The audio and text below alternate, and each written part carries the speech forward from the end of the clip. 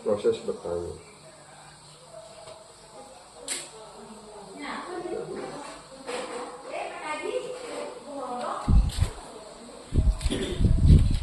Brahmana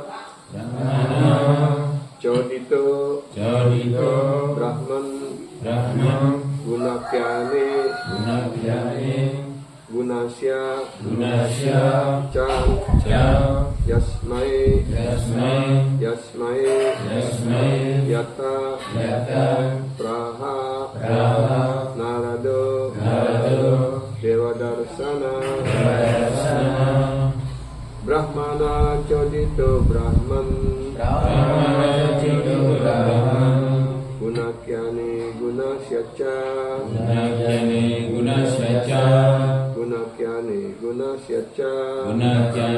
Gunasyaca Yasmai Yata Praha Yasmai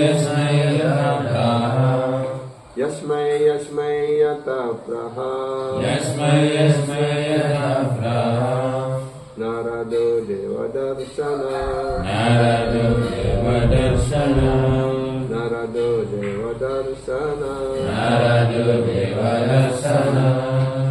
Brahmana Chodito Brahman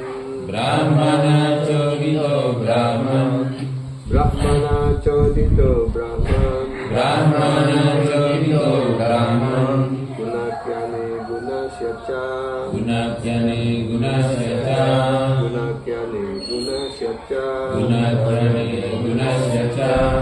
Yasmai Yata Praha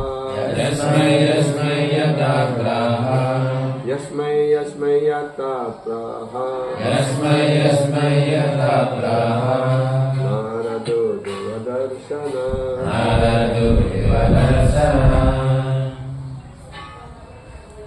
King Parikshit inquire from Sukadeva Goswami. Maharaj Parikshit bertanya kepada Sukadeva Goswami, how did Narada Muni, whose ears are as fortunate as those instructed by Lord Brahma, explain the transcendental qualities of the Lord, who is without material qualities, and before who did he speak? How did he speak?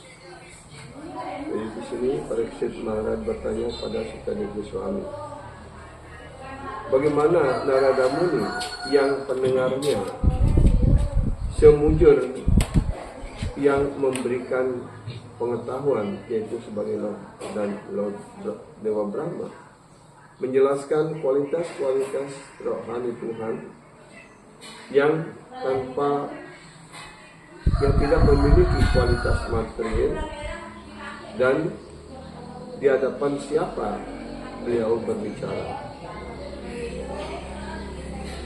Di sini dalam Srimad Bhagavatam ini dijelaskan adalah merupakan percakapan antara Sukadeva Goswami dan Parikshit Maharaj. Jadi Srimad Bhagavatam itu disusun oleh 16 dewa pada tingkat kematangan spiritual. Jadi saya ingin bercerita sedikit dulu tentang bagaimana kemunculan Srimad Bhagavatam ini dan kenapa Lavyasa Dewa harus menyusun Srimad Bhagavatam.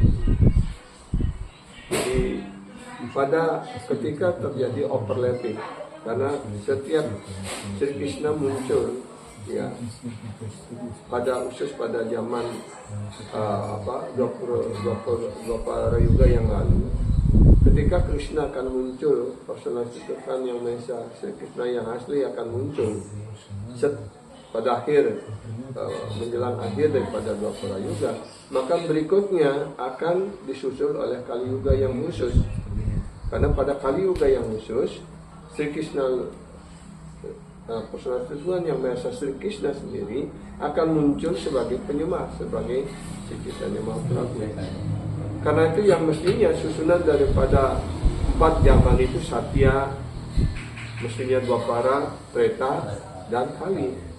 Karena Satya itu adalah 1, Dwapara adalah 2, zaman kedua. Ya. Kemudian Treta artinya zaman ketiga, Kali adalah yang keempat. Tapi khususnya pada putaran 1 zaman ini, Satya, Treta, Dwapara, Kali. Kenapa? Ditukar antara Dwapara dengan Treta. Ya. Tretanya duluan, setelah Satya Yuga, Treta. Ya. Kemudian baru Dwapara. Ya, dan kemudian Kali. Nah ini dijelaskan terjadi overlap. Iya.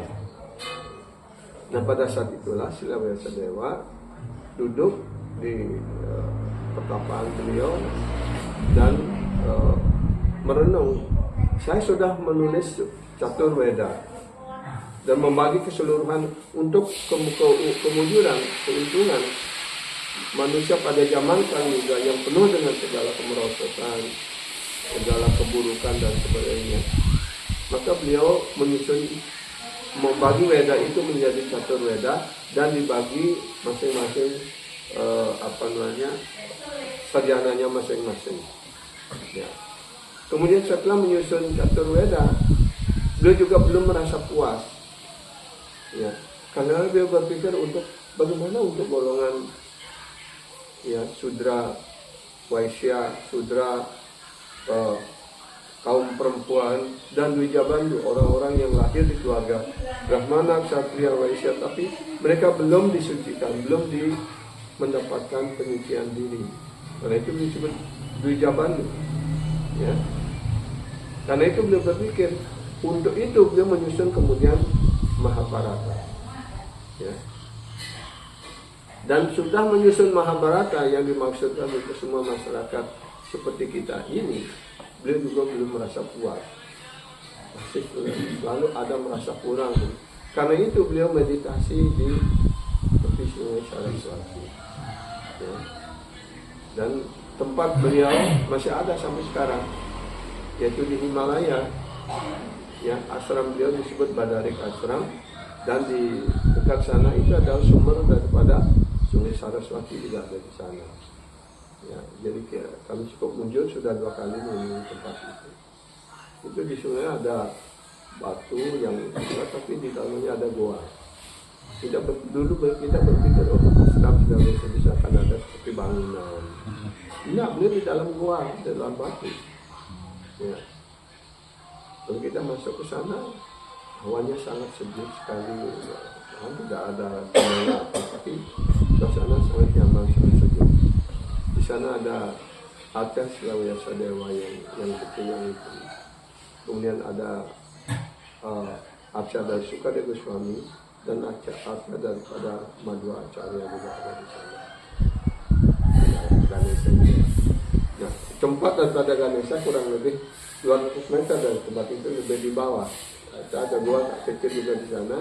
Di sana sebenarnya tempat Ganesha tinggal. Ya. Ketika Sila Vyasadeva akan menyusun Mahabharata ini, dia berpikir saya akan mampu untuk menuliskannya.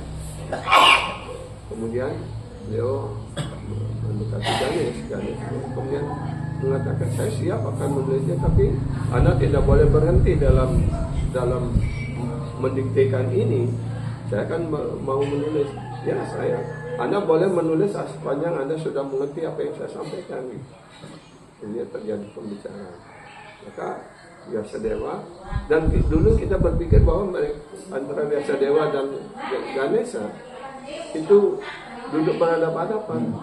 Waktu ini dia yang seorang Swamiji yang duduk di melayani di gua Sila Vyasadeva itu mengatakan bahwa Sila Vyasadeva duduk di gua itu, tapi beliau berbicara dan Ganesha duduk di tempatnya sendiri. Itu jaraknya 200 meter. Bagaimana mentransmisikan pembicaraan atau pengetahuan rohani itu dalam jarak 200 meter. Ya. Nah inilah keajaiban pengetahuan Weda itu ditransmisikan dengan cara yang luar biasa. Ya. Jadi kemudian setelah beliau menyusun Mahabharata juga belum dia merasa puas. Kemudian dia duduk di sana bermeditasi, bertanya kepada dirinya dan bertanya kepada gurunya. Akhirnya guru kerohanian beliau, yaitu Narada Muni, datang dan bertanya, kenapa Anda sudah menyusun ini? Dan Sila Vyasadeva bertanya, saya sudah menyusun semua ini, kenapa saya merasa puas? Dan Narada Muni mengatakan bahwa Anda sudah menyusun semuanya ini, tapi Anda belum menjelaskan secara langsung tentang personalitas Tuhan yang Maha Esa. Bagaimana kemunculannya, ya, sifat-sifat rohaninya, kualifikasinya, kegiatan-kegiatannya dan sebagainya. Kemudian setelah mendapatkan petunjuk dan ringkasan daripada pengetahuan rohani tentang Sri Krishna, kemudian Sila Vyasadeva memusatkan pikiran dia lagi, ya, dan akhirnya beliau melihat personal Tuhan yang Maha Esa, melihat maya dunia materi ini dan melihat keseluruhan ini. Kemudian beliau menyusun Srimad Bhagavatam ini, ya. Dan pertama dia menyampaikan Srimad Bhagavatam ini kepada istri beliau, ya, yang duduk di Badarakasa sambil beliau mendengarkan seperti itu. Karena Shivaji juga senang juga menyampaikan lila-lila rohani Tuhan kepada Parwati seperti itu. Ya. Jadi sejarahnya demikian. Kemudian setelah Sukadeva Goswami mendengarkan pengetahuan ini dari ayah beliau, ya, kemudian ketika Parikshit Maharaj sudah mendapatkan kutukan dari Srengi karena mengandungkan bangkai ular, ya. Jadi dia Srengi marah, ya, padahal waktu itu dia tidak langsung ada di tempat Samikadasi. Dia sedang mandi di sungai, tapi teman-temannya yang menyampaikan, ayahmu dikalung bangkai ular tuh. Jadi dia marah dan mengambil air dan mengutuk. Siapapun yang melakukan perbuatan ini, saya kutuk supaya meninggal dalam 7 hari. Ya. Nah, setelah mendapatkan berita tentang kutukan itu, kemudian Samikadasi juga marah kepada putranya. Ini kamu sudah melakukan hal yang tidak benar ini. Dia adalah raja. Kalau emperor artinya raja di raja, kemudian mendapatkan kutukan dan dia berkurang, siapa yang akan memimpin dunia ini? Akan kacau begitu. Ya. Tapi Parikshit Maharaj setelah mendengarkan itu, beliau berpikir, ini sudah waktunya. Gitu. Karena sangat sulit bagi seseorang untuk mengetahui kapan saatnya dia akan meninggal. Tapi Parikshit Maharaj setelah mendapatkan kutukan itu, dia berbahagia, saya nanti dalam 7 hari saya akan meninggal. Apa yang harus saya lakukan ketika akan menghadapi kematian? Nah, itu pertanyaan yang sangat berarti bagi kita juga. Apa yang harus kita lakukan untuk menghadapi kematian itu? Karena itu beliau meninggalkan semua kemewahan, kerajaan, segala tahta dan sebagainya. Di mana bagi setiap orang itu sangat sulit untuk meninggalkannya. Bahkan kita punya satu pakaian pun sulit untuk kita meninggalkannya. Tapi bagi Parikshit Maharaj, mudah saja meninggalkan segala-galanya karena memang dia adalah penyembah murni Tuhan, tidak terikat sama sekali. Karena itu dia duduk di tepi sungai Gangga, kemudian datanglah Sukadeva Goswami. Dia sudah bertanya pada banyak resi, banyak apa yang harus dilakukan oleh seorang yang akan meninggalkan dunia ini. Ya, apa kewajiban utama bagi semua umat manusia? Itu pertanyaan-pertanyaan yang beberapa pertanyaan yang disampaikan oleh Parikshit Maharaj. Kemudian ada resi yang lain, para brahmana mengatakan, lakukan yajnya, lakukan korban suci, lakukan dana punya. Itu semua sudah beliau lakukan sebelumnya. Dan dia tidak puas dengan jawaban itu. Kemudian datanglah putra.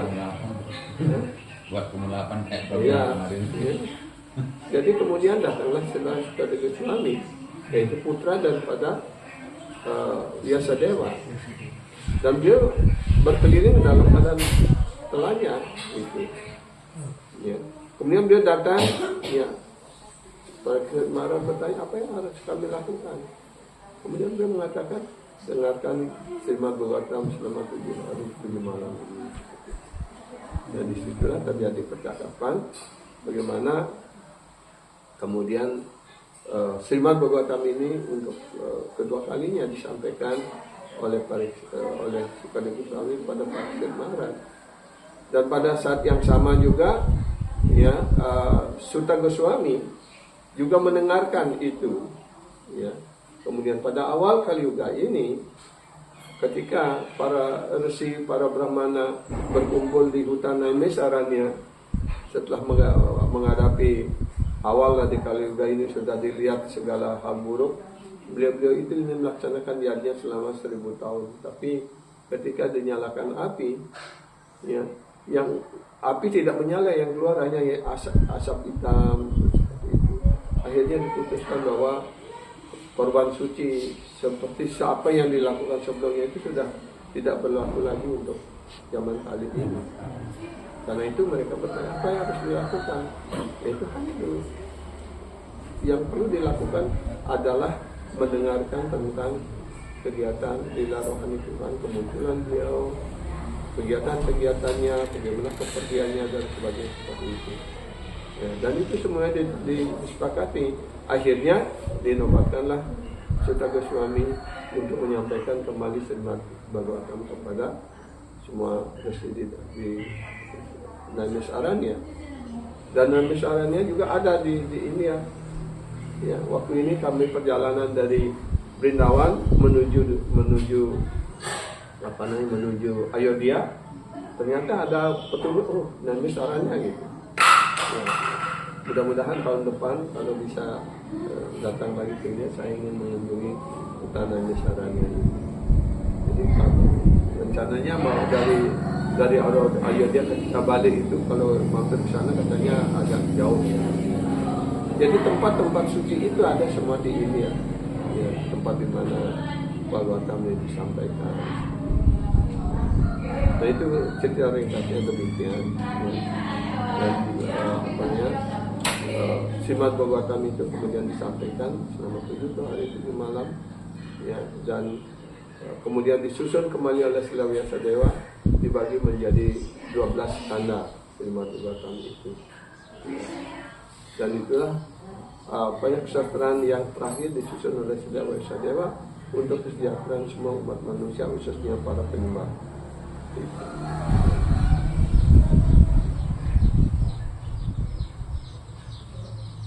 Penjelasan, ya.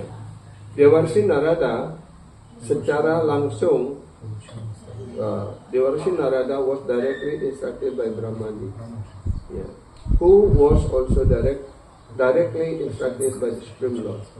Jadi pengetahuan ini, yaitu Narada Rishi, ya, diajarkan langsung pengetahuan spiritual ini oleh Dewa Brahma, dan Dewa Brahma menerima langsung pengetahuan ini dari Persona Tuhan Yang Maha Esa Sri Krishna. Therefore, the instruction imparted by Narada to his various disciples are as good as the Supreme Lord. Karena itu, ajaran yang disampaikan kepada Dewarsi Narada kepada banyak sekali murid-murid beliau, karena beliau adalah pengajar yang sangat aktif, ya. Beliau selalu berkeliling, ya, dan siapapun yang beliau ajarkan pengetahuan rohani ini langsung menjadi penyembah murid Tuhan, dan dengan mudah mereka pulang ke dunia rohani, ya.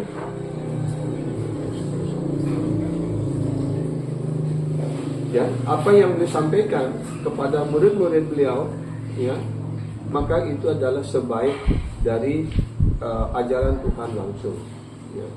That is the way of understanding Vedic knowledge. Itulah cara untuk mengerti pengetahuan Veda. It's come down from the Lord by the super succession. Pengetahuan Veda ini datang ataupun diturunkan oleh Tuhan melalui garis perguruan. Yeah. And this transcendental knowledge is distributed to the world by this descending process. Dan pengetahuan spiritual ini disebarkan ke seluruh dunia melalui proses parampara. Artinya descending process ini dari satu guru ke murid, guru-murid seperti itu, ya. Seperti kadang-kadang sering diberikan analogi contoh, ya.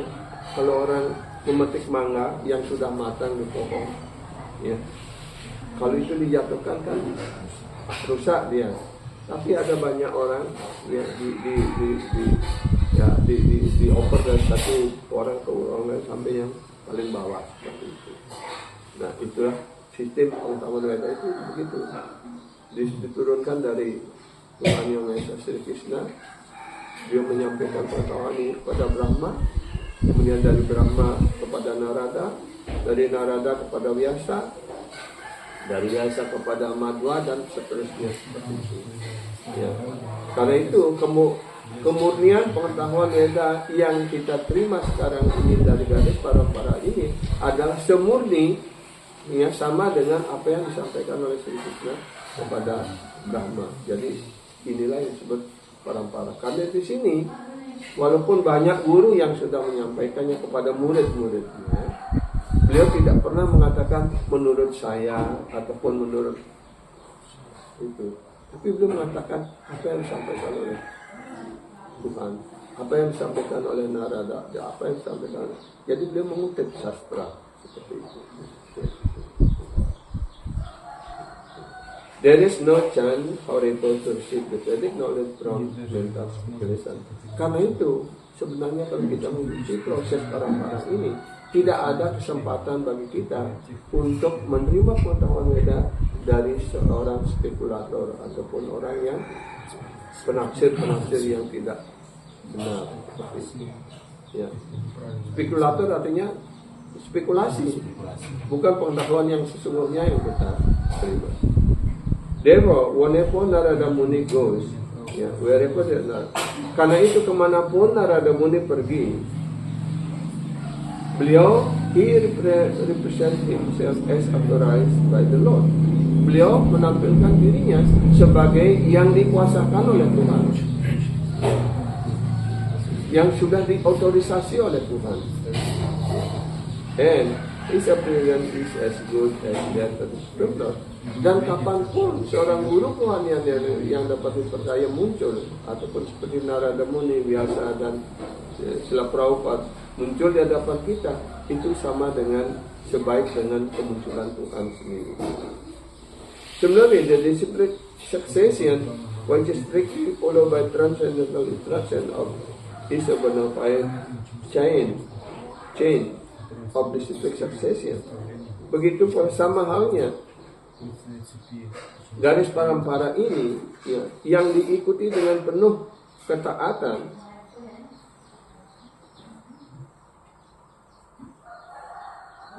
follow the transcendental instruction, mengikuti perintah-perintah rohani dari seorang guru kerohanian yang bona fide. Maka garis perguruan ini, ya, is that and the test for such a bona fide spiritual master is that there should be no difference between the instruction of the Lord originally imparted by the devotees and that which is imparted by the authority in the line of disciplic succession. Jadi inilah ujiannya bagi generasi berikutnya, para guru-guru di dalam garis parampara ini. Beliau akan ujiannya adalah harus menyampaikan pengetahuan yang sama. Yang apa yang dia dengar dari guru, dari parampara, itulah yang dia sampaikan. Sehingga kemurnian daripada pengetahuan ini tetap terjaga. Maksudnya.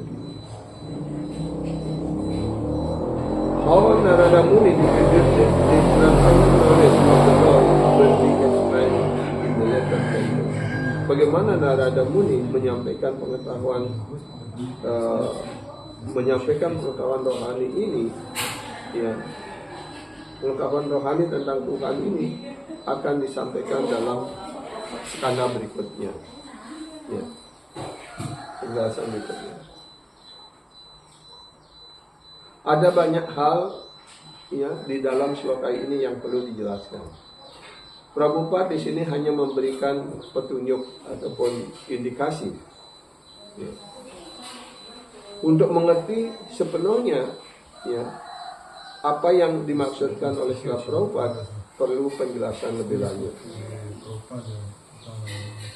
Di sini Parikshit Maharaj bertanya dari Sukadeva Goswami, ya, inquiry is the beginning. Jadi bertanya itu adalah awal dari pengetahuan. Kenapa orang harus bertanya? Why should there be inquiry? Ya. What should one inquire about and from whom? Apa yang harus seseorang tanyakan dan kepada siapa kita harus bertanya?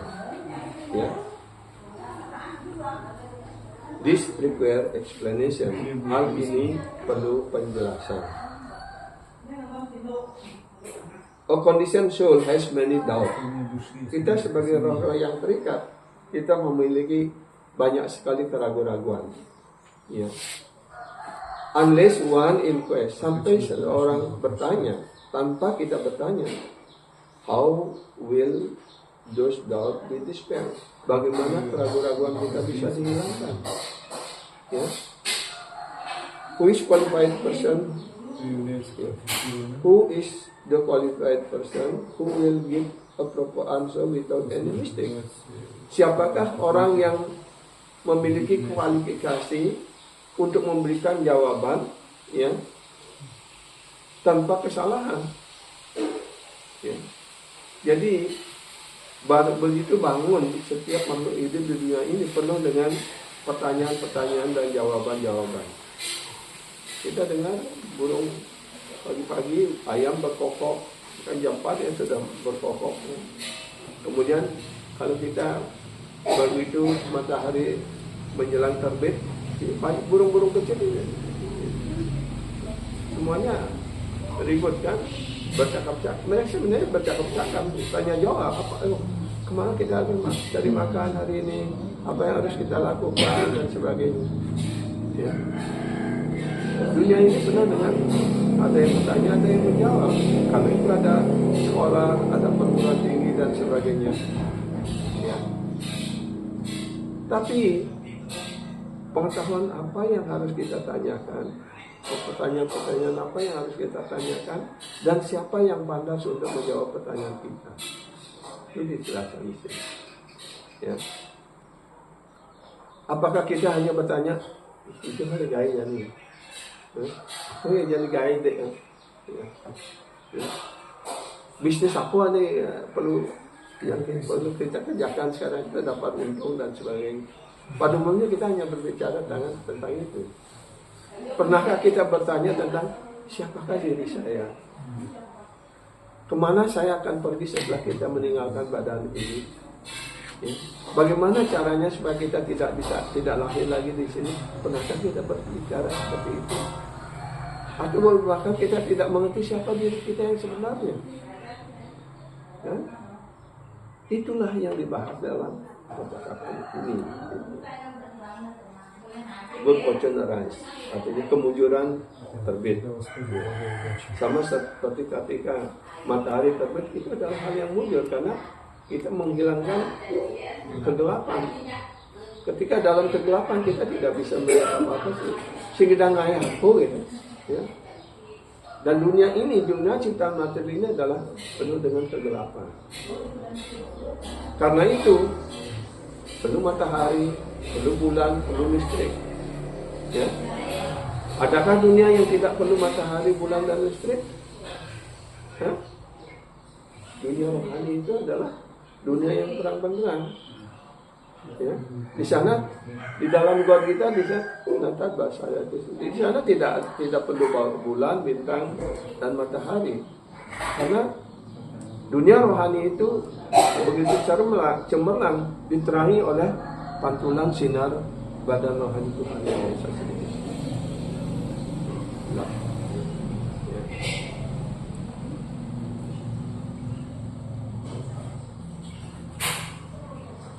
Sukadeva Goswami is a genuine authority on sadhu. Jadi Sukadeva Goswami, putra dari Sulawesi Dewa, adalah seorang otoritas yang asli ataupun seorang sadhu. A real sadhu is one who comes in the multi-disciplic succession. Jadi seorang sadhu ataupun seorang guru yang bona fide adalah dia berada dalam garis guru parampara. Yeah. When you find a true Vaishnava, your duty is to learn from him. Ketika Anda bertemu dengan seorang Vaishnava yang dalam arti yang sebenarnya, yang asli, Anda harus menyampaikan pertanyaan. Meeting a sadhu Vaishnava is truly a good fortune sebagian. So kita memperoleh kesempatan bertemu dengan seorang sadhu guru Vaishnava, itu adalah subhagya bagi kita. Itu adalah kemujuran yang terbesar bagi kita. Ya. Therefore, Srila Prabhupada says, wherever Narada Muni goes, he represents the Lord.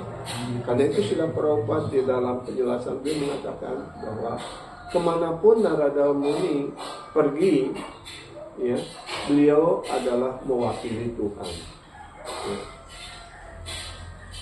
His appearance is as good as that of the Supreme Lord. Jadi kemunculan dari Narada Muni dimanapun beliau muncul, ya, maka itu sama dengan sebaik kemunculan Tuhan sendiri. Ya. Because, ya, if one sees the Supreme Lord of his representative, this dear devotee of Premi Bhakta, who carries the Lord in his heart, is to be understood that good fortune has arisen. Jadi kemunculan dari seorang guru rohani yang dapat percaya di Narada Muni, Srila Prabhupada, itu sama dengan kemunculan Tuhan sendiri. Ya. Dia membawa segala kemunculan. Karena beliau mewakili Tuhan, beliau menyampaikan tentang Tuhan. Jika seseorang cukup beruntung melihat wakil Tuhan, utusan Tuhan, dan tadinya utusan ataupun wakil Tuhan, ataupun penyembah terkasih Tuhan, Premi Bhakta, ya, yang menyimpan Tuhan di dalam hatinya, maka itu dapat dimengerti bahwa kemujuran seseorang itu sedang terbit. Ya. Jadi, this human form of life is durlabha, really achieved. Jadi kehidupan kita sebagai manusia ini disebut durlabha, sangat sulit sekali dicapai. Durlabham manusia janmo dehinam krishna banggura tatrapi durlabham manye vaikunta priyadarsana. Ya. Jadi kita sulit sekali mendapatkan badan sebagai manusia. Tapi setelah kita mencapai badan sebagai manusia ini, lebih sulit lagi untuk bertemu dengan seorang Vaikunta Priyadarsana. Siapa itu yang disebut dengan Vaikunta Priyadarsana?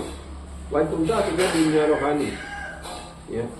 Vaikunta Priya artinya beliau yang sangat mencintai Vaikunta. Sayang Vaikunta itu adalah Tuhan yang Maha Esa sendiri. Ya. Vaikunta Priyadarsana juga berarti adalah penyembah terkasih Tuhan. Ya. Jadi lebih sulit lagi untuk kita bisa bertemu dengan seorang penyembah murni Tuhan itu maksudnya. Untuk roh yang terikat seperti kita ini, ya, human body is most difficult to achieve. Bagi kita roh yang terikat ini untuk mendapatkan badan manusia itu sangatlah sulit. And it can be lost at any moment. Dan bahkan badan manusia ini bisa berakhir pada setiap saat. Jadi ngomong ini, nama benjol sakit kok. Sudah dipanggil gitu. Ya. Kan sering ada begitu, baru ada ajak ngobrol, lalu kemudian dia masuk ke kamar tidur, tahu sudah langsung pergi gitu. Banyak sekali kejadian seperti itu. But I think that even those who have achieved human life rarely again the association of pure devotee. Bahkan bagi mereka yang sudah lahir jadi manusia, ya, sangat sulit sekali, sangat jarang sekali memperoleh kesempatan untuk bergaul dengan seorang penyembah murni, ya, who dear to the Lord Vaikunta, yang sangat dicintai oleh penguasa Vaikunta, penguasa dunia rohani oleh Tuhan. Ya. Karena seorang Waikunta Priyadarsana juga seorang penyembah murni Tuhan, juga sangat mencintai Tuhan. Tidak hanya Tuhan saja mencintai penyembahnya, tapi penyembahnya juga sangat mencintai Tuhan. Karena ini tuh hubungan cinta artinya hubungan yang timbal balik. Tidak bisa tuh, cinta itu hanya berjalan satu arah saja. Itu adanya bertepuk sebelah tangan kan. Tapi Tuhan tidak pernah mengecewakan penyembahnya. Manusia deha, human body is relative. Jadi berulang kali ditegaskan bahwa kita sulit sekali memperoleh badan sebagai manusia. Tapi setelah mendapatkan badan manusia ini, bagaimana kita menggunakannya secara maksimal? Ya, it is also Krishna Banggura. That is what life. Ksana Banggura. Ksana Banggura artinya hidup kita sangat pendek. Ya.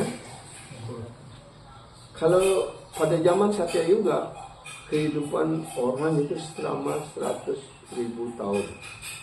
Bayangkan. Karena pada zaman Satya Yuga, 4 yang dharma itu berdiri kokoh dan tidak ada asura, tidak ada gangguan. Ya, penuh kedamaian. Dan alam ini memberikan segala kebutuhan dengan sangat mewah, sangat. Jadi orang tidak perlu masak, katanya petik buah apa sudah puas orang. Seperti itu. Ya. Tapi pada zaman Kali Yuga ini segala sesuatu sudah merosot. Ya. Dan makin lama makin merosot lagi. Ya. Seperti itu. Jadi hidup kita ini sangat pendek, ya, very short life. Death may come at any moment. Kematian bisa datang pada setiap saat.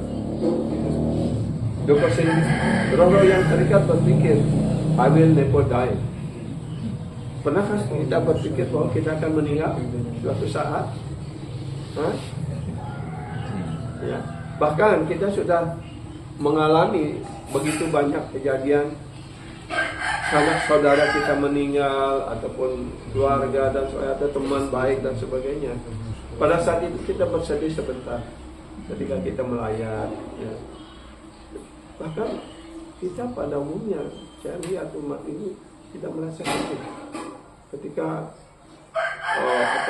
orang melayat, bukannya menyanyikan Bhagavad Gita ataupun mendiskusikan tentang malah Pancasila dia. Ya, duduk berlima kan Pancasila. Baik, apa yang dapat kita tidak sama sekali tidak menyadari bahwa kita juga akan mengalami hal yang sama seperti itu. Ya. Inilah ironisnya kita ya. Dalam kebodohan, kegelapan yang tidak memiliki pengetahuan apa-apa. Ya. But you don't know that may come today or tomorrow. Tapi Anda tidak tahu bahwa kematian itu bisa datang mungkin hari ini atau besok esok. Ya. Much rarer than even human birth is to get the darshan of Vaikuntha Priya. Dan lebih jarang lagi kemunculan itu bagaimana seseorang mendapatkan bertemu dengan seorang Vaikuntha Priya, seorang penyembah Tuhan. Dia bertemu dengan seorang penyembah terkasih Tuhan. When good fortune arise, one get the opportunity to see such a sadhu. Ketika kemunculan Prabu dan Mataji setelah terbit, maka Prabu dan Mataji akan bertemu dengan seorang penyembah murni Tuhan. Seperti itu sekali. Ya. Dan sebenarnya kita sudah dipatok untuk meninggal dalam 7 hari. Betul nggak? Hah? Kan hariannya ada 7 hari. Senin, Selasa, Rabu, Kamis, Jumat, Sabtu, Minggu. Apakah ada yang bisa meninggal di luar 7 hari? Karena tidak ada hari itu yang ke-8 lagi. Ya, mungkin 7 hari dalam minggu ini ataupun minggu depan, bulan depan, tahun depan ataupun 100 tahun yang akan datang. Tetap kita harus Karena kita sudah punya semua kita sudah tangan kontrak.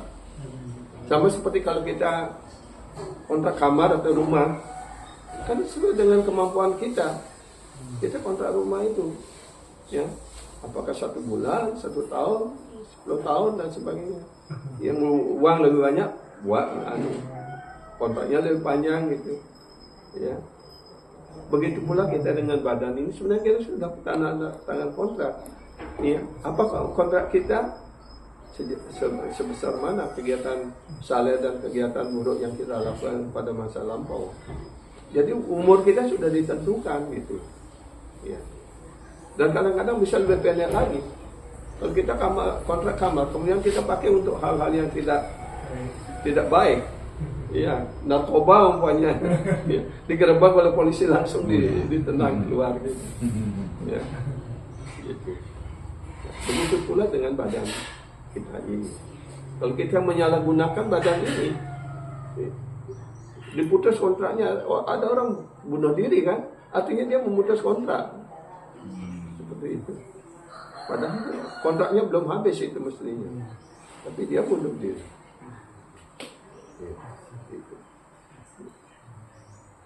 Karena itu adalah sangat kemunduran yang sangat besar ketika kita bertemu dengan seorang penyembah, seorang Waisnawa. Itu dinyatakan dalam ceritanya Bhagavat ketika Sri Chaitanya Mahaprabhu datang ke rumah Sri Vas Pandit.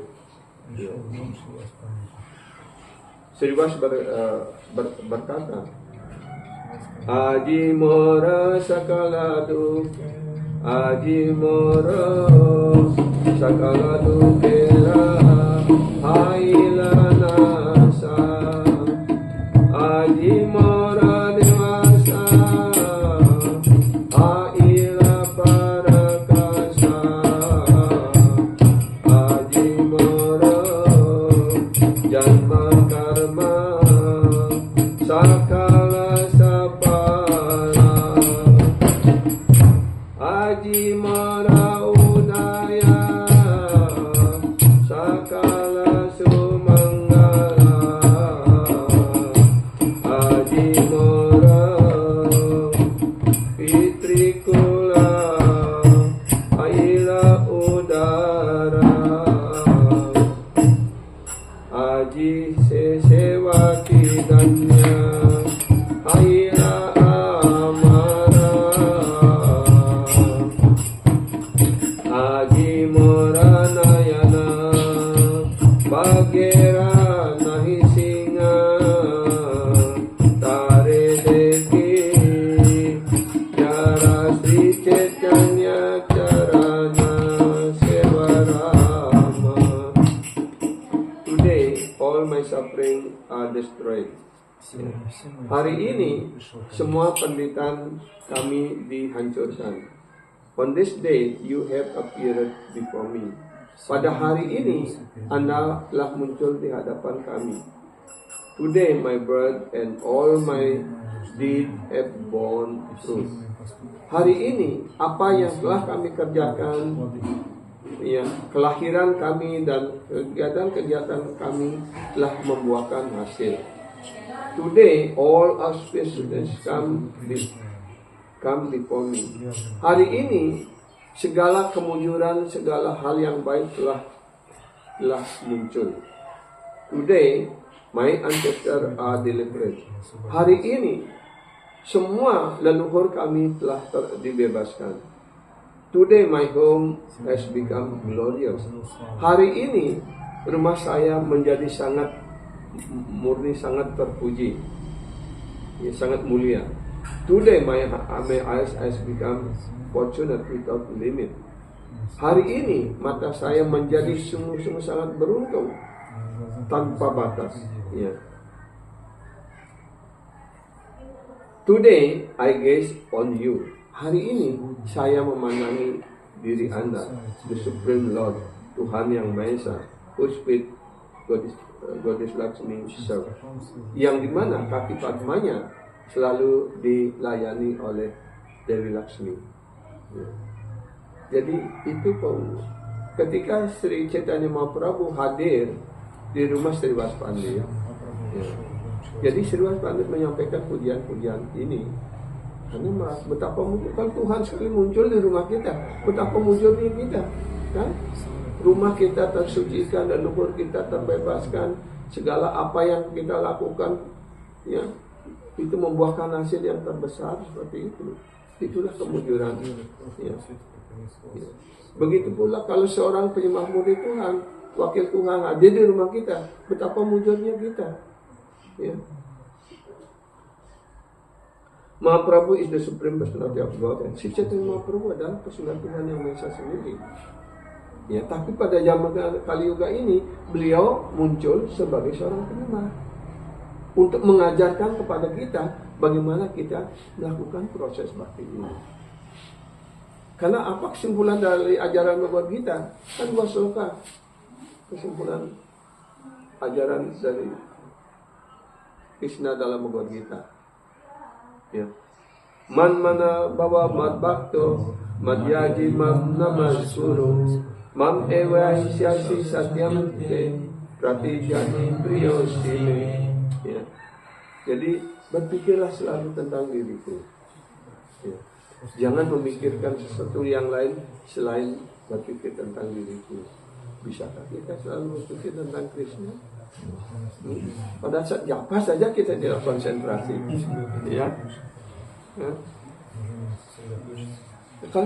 Kemudian beliau memberikan kalau kita tidak selalu bisa berpikir tentang Krishna, ya, mana mau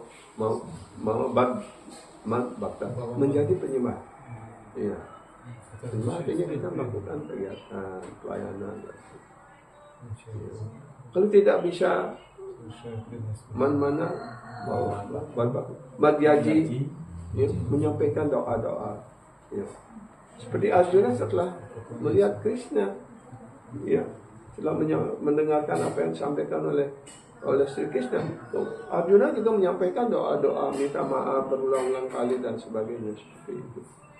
Ya, di dalam Srimad Bhagavatam ini penuh dengan doa-doa. Ada doa Dewi Kunti, doa Siwa, banyak sekali. Ya, doa-doa di sana. Ya. Kemudian kalau tidak bisa menyampaikan doa-doa, namaskuru bersujud. Dijelaskan bahkan kalau orang hanya sekali saja bersujud, menyerahkan dan menyerahkan diri sepenuhnya kepada Krishna, maka sekian ribuan reaksi dosa sudah dihilangkan. Seperti itu. Karena itu perlu sekali kalau kita bersujud, ya. Terus saudara-saudara kita tadi nutang nak lihat dari agama ragu sih itu, nak kini agama ragu. Krishna menjelaskan kita harus bersujud. Apa artinya bersujud? Kita menempatkan diri kita di bawah kaki Padma Tuhan. Mereka yang nyokor kena agung kan, buk padu palung cokor itu. Artinya kita merendahkan kita. Buk pada artinya apa? Debu kaki Padma, debu kaki Anda itu. Kalau pada raja saja kita merendahkan diri seperti itu, apalagi pada Tuhan. Hah? Bahasa Balinya kan itu artinya. Cokor artinya kan kaki. Ya. Buk pada artinya debu kaki. Nah, itu dilaksanakan seperti itu harus kita, ya, apa namanya? Jadi Tuhan datang ke rumah kita, betapa mujurnya kita, ya. Mahaprabhu adalah personal Tuhan yang Maha Esa, but when he appeared, he manifested Acharya Lila. Nah, khususnya beliau muncul pada Kali Yuga ini, beliau melaksanakan Acharya Lila. Ya. Jadi karena itu beliau menyampaikan, ya. Kemudian setelah sloka tadi, apa sloka berikutnya? Sarwa dharmam parityaja mam ekam saranam braja ahang twang sarwa papilyo moksai samima sujaha. Ya. Ini dua kesimpulan ajaran terakhir dari Bhagavad Gita.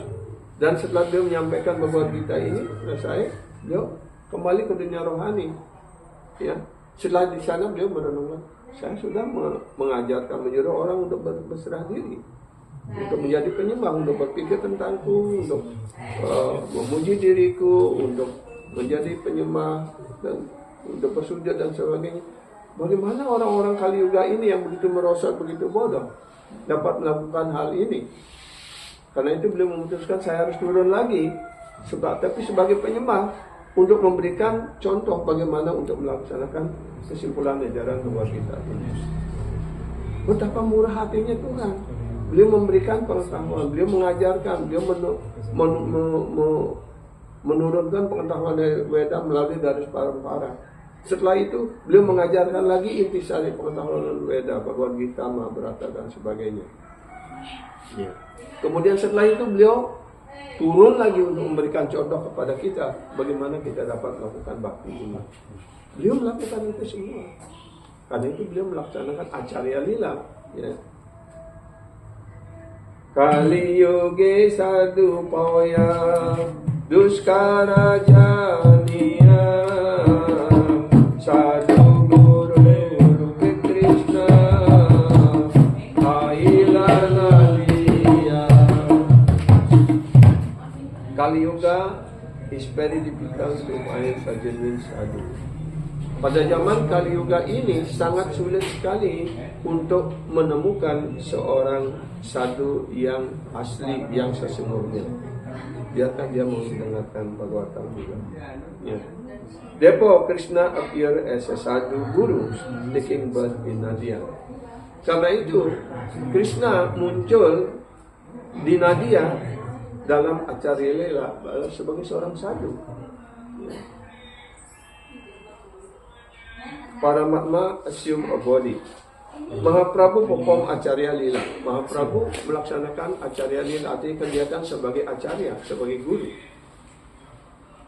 Ya, sadhu, ataupun sebagai seorang sadhu. Krishna appear as sadhu guru. Guru Krishna rupa hana sastrera pramane. Jadi semua sastra pramana ataupun kesimpulan sastra menyatakan bahwa Sri Krishna telah muncul sebagai seorang sadhu. This verse is sastra pramana. Jadi sloka ini adalah kesimpulan daripada sastra pramana.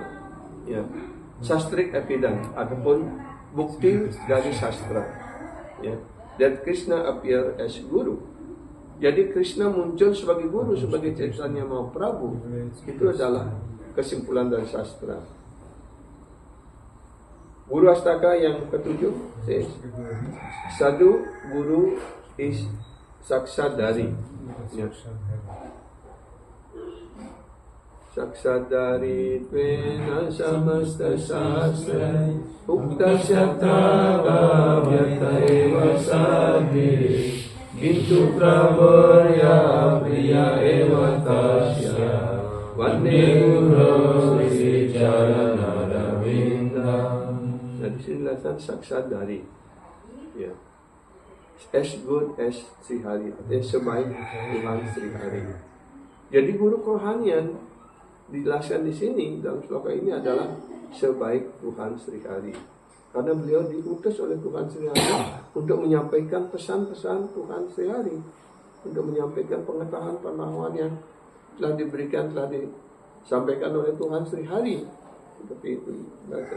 Dan sekarang pada zaman Kali Yuga ini Tuhan Sri Hari sendiri muncul sebagai sadhu, sebagai Chaitanya Mahaprabhu.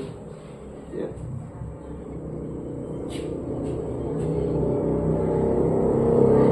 Samasta Tasya Tata, all the sastra, all Vedic literature says this. Jadi semua sastra, semua kitab suci Veda menyatakan hal ini. It is not concocted theory. Ini bukanlah teori yang diciptakan ataupun dibuat-buat. Ya.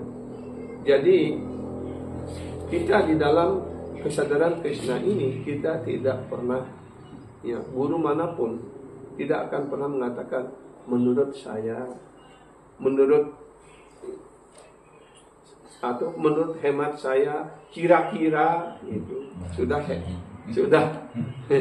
menurut dirinya sendiri dan kira-kira lagi. Bagaimana kita dapat mempercayai sesuatu yang diperkirakan gitu, yang belum pasti. Tapi kitab suci Veda tidak ada kira-kira, semuanya adalah pasti. Karena diturunkan oleh Tuhan. Tuhan tidak pernah memperkirakan sesuatu. Ya.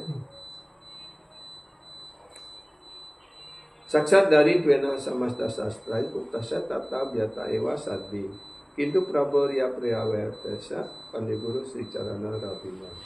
Itu also juga dinyatakan dalam kata Upanishad 1.2.23 artinya Skanda 1 bab 2 sloka 23. Maya Atma Prawacina Nayam Atma Prawacanan Nalabyo Namedhyaya Nabahuna Srutena Yam Evaisa Vinute Tena Labhyas Sasyaiva Atma Vinute Tanum Swam.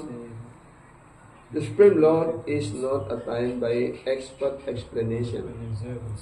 Personal Tuhan yang Maha Esa tidak bisa dicapai dengan hanya keahlian dalam menjelaskan ataupun berargumentasi, bypass intelligence ataupun dengan kecerdasan yang luas, nor even by such much hearing, ataupun juga tidak bisa dicapai hanya dengan mendengarkan dari banyak sumber. He is attained only by one whom he himself chose. Beliau hanya bisa dicapai kepada siapa yang telah beliau pilih. Ya. Hanya orang pilihan yang dapat mewakili Tuhan. Kan? Seperti dia ada pemanggung. Kan tidak semua masyarakat bisa menjadi pemanggung, ya. Ya. Hanya orang pilihan. Ya.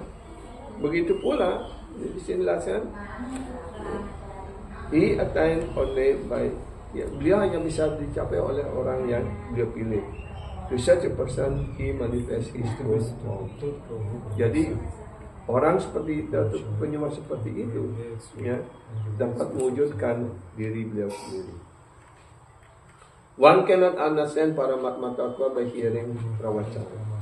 Orang tidak bisa mengerti tentang, ya, filsafat tentang Paramatma hanya dengan diskusi ataupun dengan ceramah, discourse. From many different pandit and gyani, ataupun mendengarkan dari para gyani dan para pandeta, ya. Na medaya, na bahu nasrutena, nor can one understand by dint of one merit. Juga tidak bisa dicapai hanya dengan kegiatan saleh, dengan kecerdasan ataupun gelar kesarjanaan. This knowledge will only come to one who is very very inquisitive, jitnasu. Ya, pengetahuan ini hanya datang kepada orang yang sungguh-sungguh ingin tahu, ya, yang sungguh-sungguh bertanya dari hatinya yang paling dalam, ya, yang orang seperti ini disebut jitnasu, ya. Caturvida bhajante mam jnana sukrino arjuna arto jitnasur artati yanica bharatar sabha. Oh, yang terbaik di antara Bharata. Empat jenis orang kegiatan, ya, orang saleh mulai menyerahkan dirinya dalam pelayanan cinta bakti rohani kepada diriku. Yang pertama adalah orang yang distress, orang dalam kecemasan, ya. Yang kedua adalah orang yang menginginkan kekayaan, ya. Yang ketiga adalah orang yang bertanya ataupun ada tanda tanya di dalam hatinya. Dan yang ketiga adalah orang yang mencari pengetahuan mutlak ataupun pengetahuan yang absolut. Ya. Krishna berkata, "All type Sukrtina Purusa do my bhajan." Jadi keempat jenis orang Sukriti ini artinya orang yang saleh. Jadi keempat orang ini digolongkan pada orang saleh yang akan melakukan bhajan, memuja Tuhan Sri Krishna. The arti, ya, the arti, the jitnasa and the gyani. Ya. Arti, one who has been put into suffering. Arti artinya orang yang ditempatkan dalam penderitaan. jatuh miskin, sing apa. Satu-satunya dia hanya berlindung pada Tuhan. Karena Tuhanlah pelindung dirinya satu-satunya. Bohong ide kaput sago sing man, lagi ngile sing bang, bubuk saya ngile sing ngile ya. Sudah ngerti. Jadi bin bang bin sing buat lau. Lau.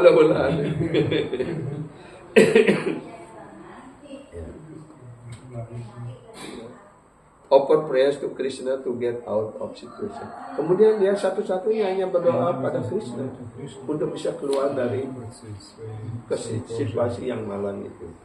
Ya. Then Atati, the man suffering from poverty. Artinya orang yang menderita karena karena pacak sulit ataupun karena kemiskinan. Berdoa pada Krishna. Give me some wealth, berikan saya sedikit kekayaan begitu. Ya. And the jitnasu, the inquisitive person, orang yang selalu bertanya ingin tahu, also offer prayers, juga menyampaikan doa-doa. He want to know what is Paramatma Tattva. Dia ingin apa itu Paramatma, ya. Ingin mengerti tentang filsafat tentang Paramatma. Dia ingin mengerti tentang Isa Tattva, artinya filsafat tentang Isa, tentang persoalan Tuhan Yang Maha Esa. Tentang jiwa tatwa. Jiwa tatwa artinya kita adalah jiwa. Apa filsafat tentang sang jiwa ini? Siapa diri kita yang sebenarnya? Kemana kita akan pergi setelah meninggalkan badan ini? Apa hubungan kita dengan Tuhan? Itu yang dibahas dengan jiwa tatwa ini. Ya. And sakti tatwa artinya energi, baik energi spiritual maupun energi rohani ini. He asked. Jadi mereka bertanya hal ini. Ya. Who am I? Siapa diri saya? How can I understand the Lord? Bagaimana kita bisa mengerti tentang Tuhan? Who is the Lord? Siapa itu Tuhan? What is my relationship with Him? Apa hubungan saya dengan beliau, dengan Tuhan? What is my duty? Apa kewajiban saya kepada beliau? Ya, seperti kita hidup di masyarakat, kita punya kewajiban. Kita hidup di keluarga juga kita diikat oleh kewajiban. Ya. Istri punya kewajiban, suami punya kewajiban. Kalau kita tidak melakukan kewajiban, baik istri maupun suami tidak mau lagi melakukan kewajiban, pasti akan bertengkar. Ya. Karena itu kewajiban harus tetap dilakukan. Ya. What do I want? Apa yang sebenarnya yang saya inginkan? What is my real need? Apa sebenarnya kebutuhan kita yang sebenarnya? Ya. Pada umumnya kita hanya berpikir, oh, bagaimana kebutuhan saya, bagaimana saya, apakah maninunglah bahasa. Ya. Ya. Nyuhi di Tegalnya betul. Bos sedang alam jadi. Ya. Jangan hanya bertanya tentang kebutuhan materi kita, karena kebutuhan materi hanya untuk badan. Ya. Dan seberapapun kita memelihara dengan sebaik-baiknya ataupun kita mengabaikannya, pasti suatu saat akan berakhir. Ya. Karena itu kita mau dijelaskan apa? Segala tanpa kasih. Artinya kita, ya.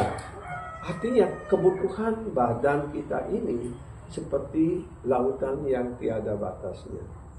Seberapapun yang kita masukkan ke sini akan habis. Menjadi apa? Menjadi tai. Ya, itu. Tapi pernahkah kita berpikir apa kebutuhan diri kita yang sebenarnya sebagai sang roh?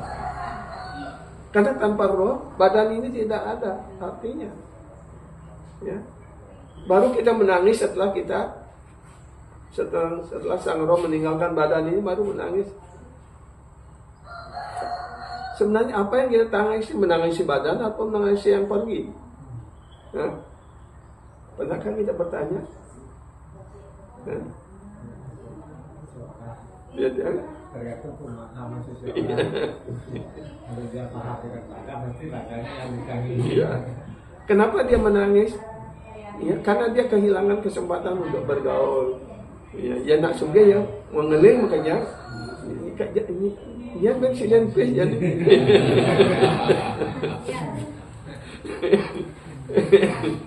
Jadi banyak alasan orang menangis. Ya. Jadi mestinya kita menangis untuk roh. Ya. Kenapa kita menangis kepada sang roh? Karena setelah dia meninggalkan badan ini, kemana dia pergi? Dia akan masuk neraka. Betapa menderitaannya lagi di sana dihukum di neraka. Ini jelaskan ada yang di kitab suci ada yang menjelaskan ada 28 jenis neraka, ada yang menjelaskan 30 jenis neraka. Dan masing-masing itu dengan hukuman yang sangat berat. Ya. Nah, bagaimana kita bisa keluar dari penderitaan ini?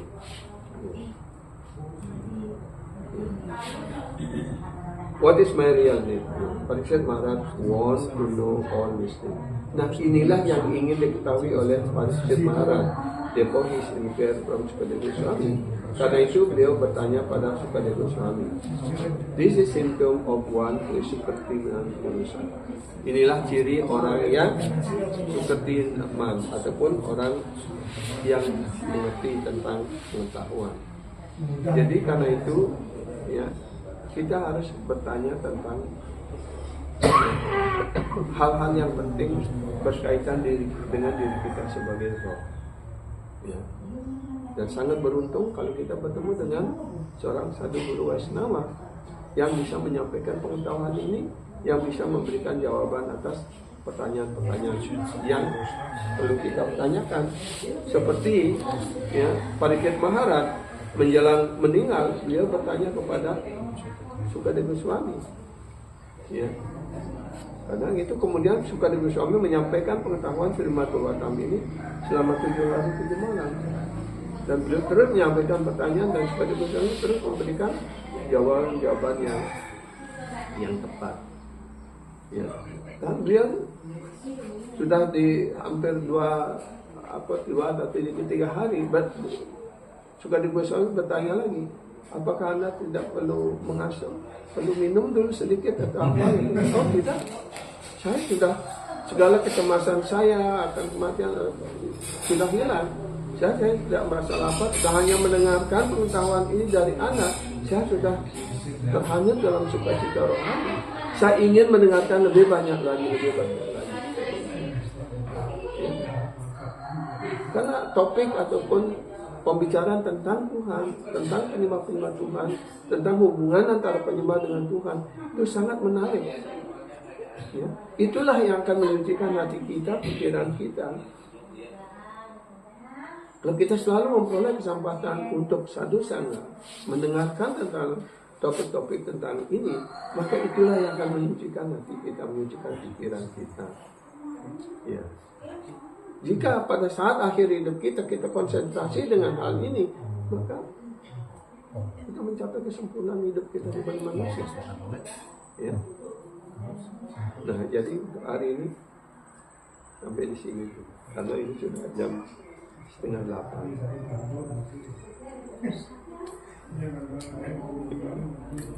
Ini kira-kira apakah ada pertanyaan? Ya.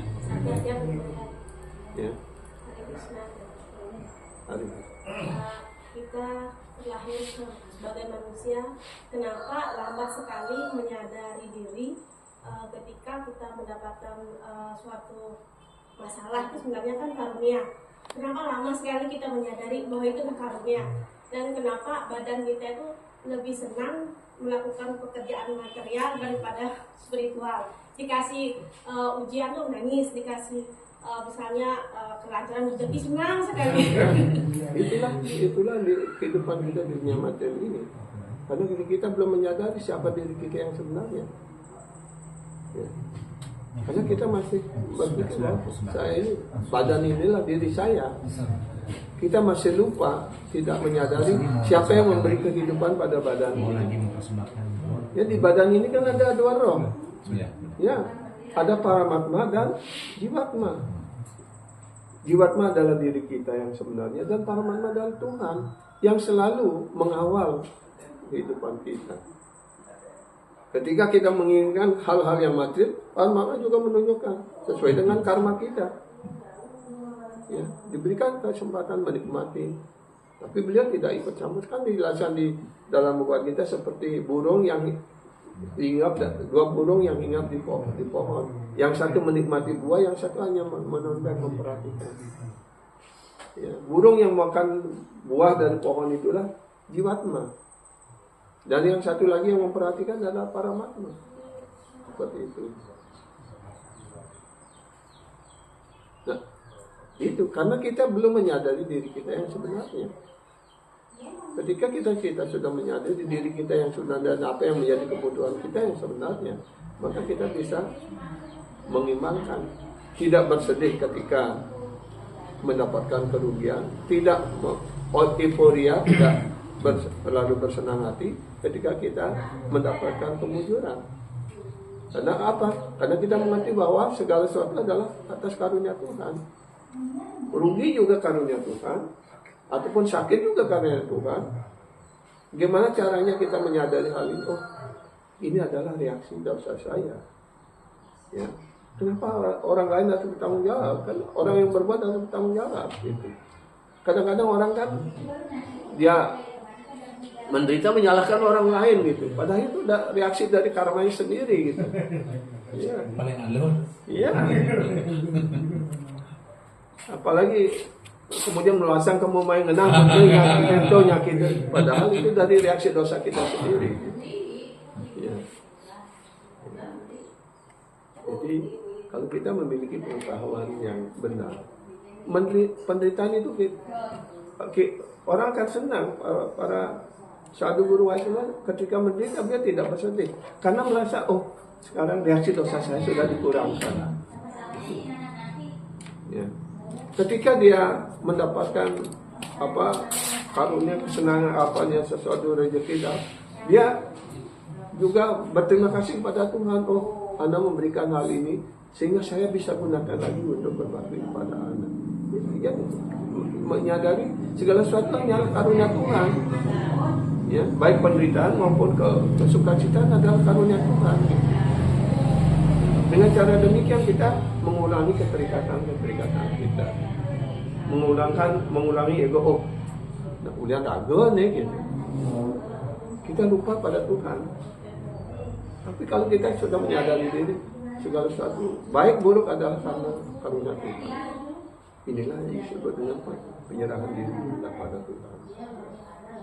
Ya.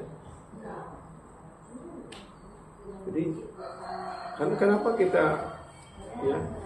Karena kita belum menyadari sepenuhnya. Tapi kalau kita sudah berserah diri pada guru, pada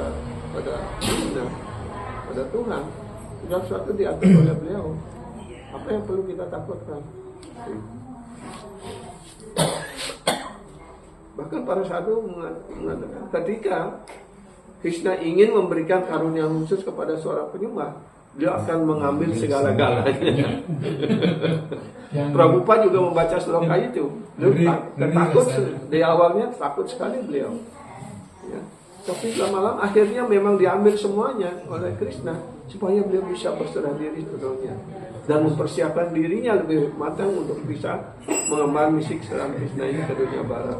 Seperti itu. Biar berata dan santai. Belum berani. Belum berani.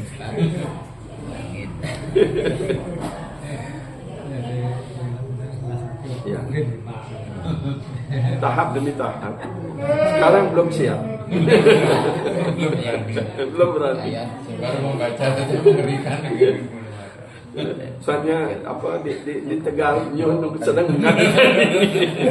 Dulu Tegal sih. Iya.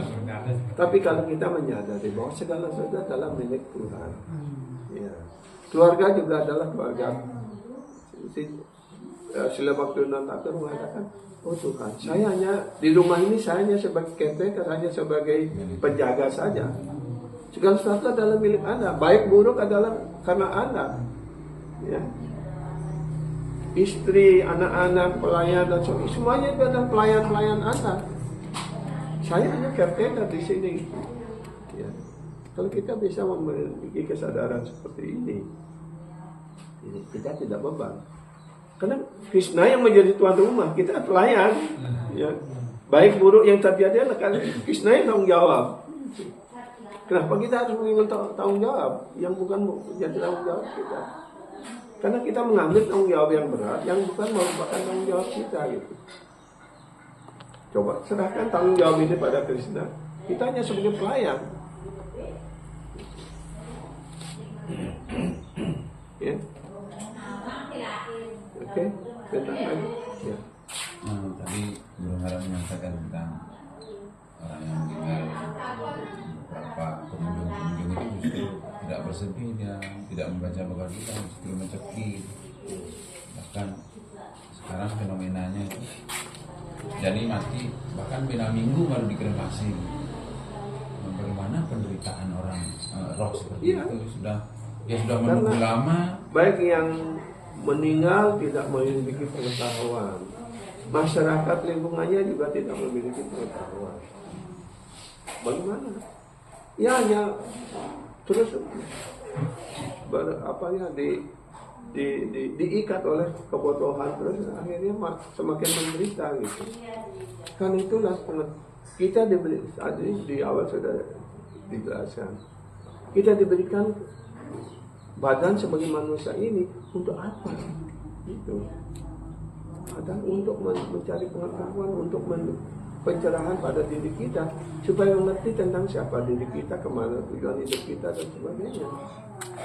Kalau hanya sudah berpuas hati dengan itu saja, hanya itu saja yang kan sia-sia kehidupan manusia ini. Satu kehidupan sudah kita boroskan begitu.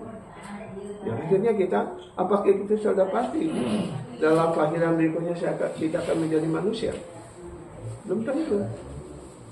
Karena waktu kita mengatakan apapun yang diingat oleh seseorang pada saat meninggalnya, itulah akan dia capai. Gitu. Dan apa yang diingat oleh seseorang pada saat meninggal, apa yang paling berkesan dalam hidupnya. Sepanjang hidupnya, apa yang menjadi hobinya, apa yang menjadi keterikatannya. Rupanya ya terikat dengan sabungan ayam, cok asal.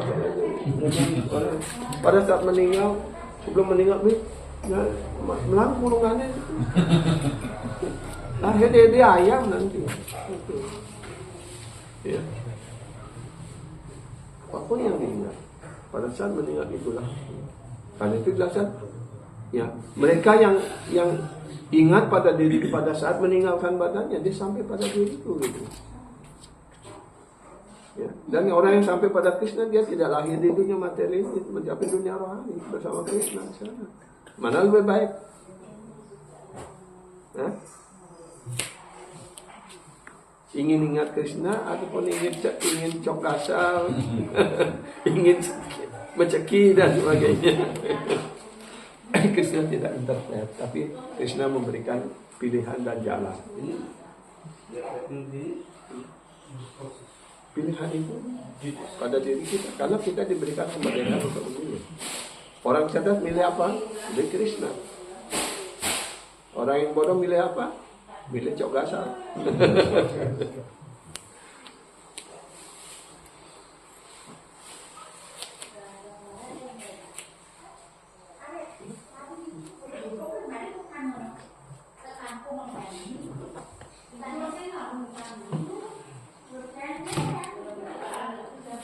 Mestinya kita yang tahu ya, pada saat kita ada warga ataupun saudara kita yang meninggal, kita datang mestinya kita duduk bacakan beberapa, sampaikan doa-doa. Karena dengan cara demikian juga mereka diringankan. Apalagi kalau kita bisa memberikan air yang sudah kita persembahkan kepada Aca, itu sudah menjadi mahapesat. Percikin dia ataupun minumin dia akan diselamatkan. Itu cara. Bukan menyelamatkan badannya sudah tidak perlu diselamatkan, sudah akan menjadi abu atau menjadi apa itu. Tapi sang jiwa, sang roh itu yang perlu kita selamatkan. Itu namanya jiwedoya. yang menunjukkan kasih sayang pada sang jiwa. Oke, sampun? Iya. Mudah. Hare Srimad Bhagavatam Mahapurana Ki Jai.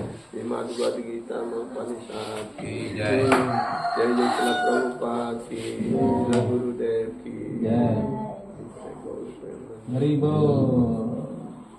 Ya, Sifat Sundarana Das Sila Prabhupada Guru Ki Jai.